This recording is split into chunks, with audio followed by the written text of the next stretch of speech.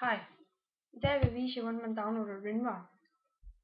Først går du ind i Google, skriver du WinRAR, enter.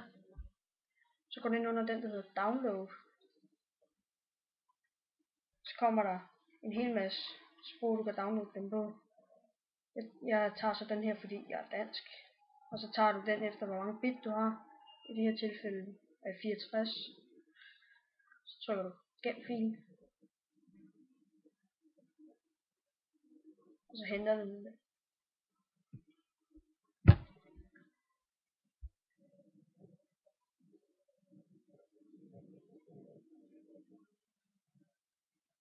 Så dobbeltklikker du på den, der hedder WinRAR.